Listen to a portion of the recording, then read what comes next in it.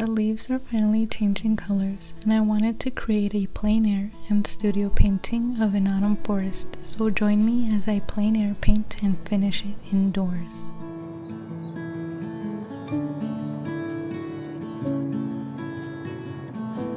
The trees were pretty dry and leafless, and they hadn't changed much color like in other areas, but I was already walking with my whole gear. I wasn't gonna turn back, but work with it. I spotted 2 trees with curved branches and began to color block and define my main lines.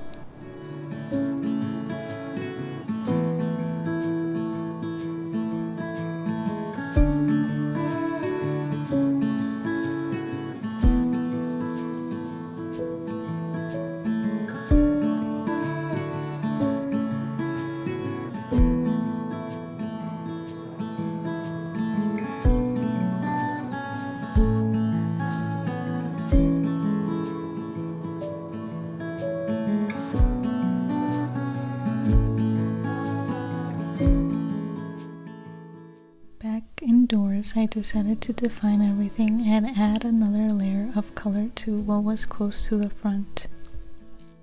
I defined the branches, added more twigs, and added more light to the sunlight areas.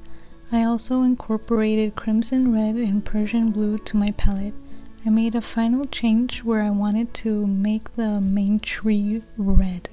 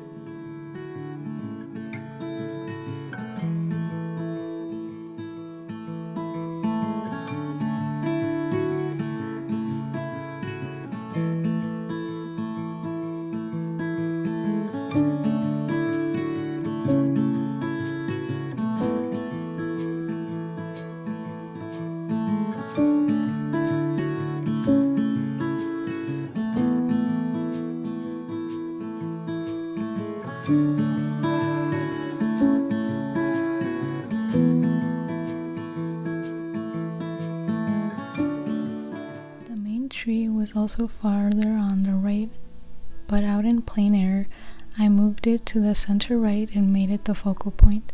I also removed the closer tree, and this is the result.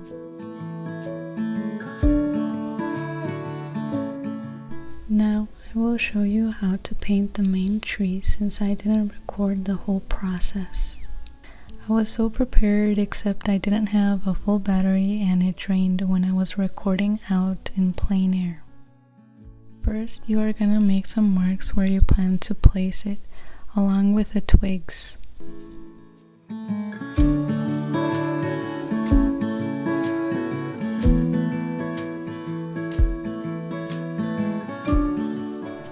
Then I add a mid-tone and build darks and light over it.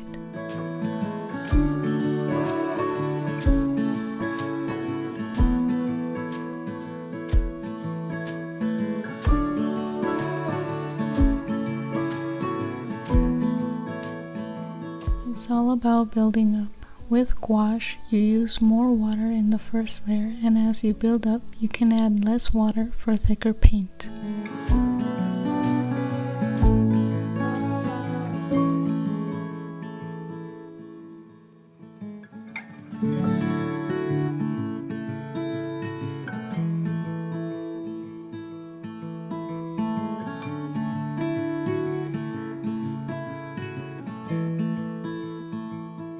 Here I added the first layer of leaves. I just mixed some burnt sienna with yellow ochre.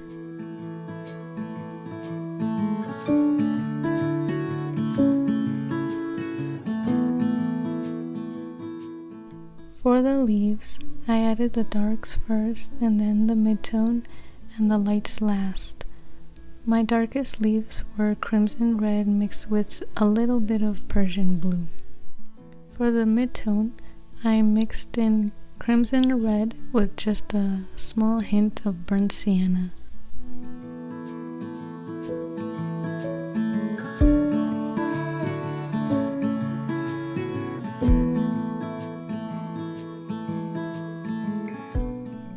light to imitate the sunlight. I added crimson red mixed with a little bit of titanium white and a hint of yellow ochre. It's just a general idea of the colors that I use, but you can also look at the way that I'm mixing.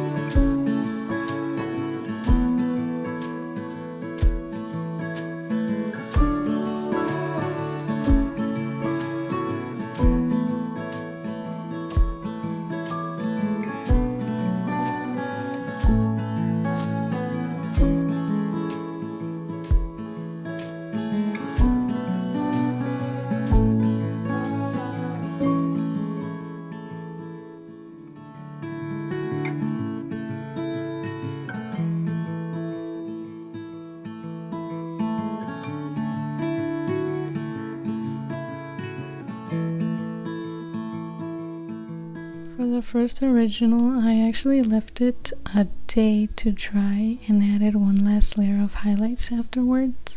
I just like working in layers, and I think I could still add one more light layer to this one on the right, but I hope you enjoyed seeing the process of this painting, and I hope you keep joining me along this painting journey and subscribe.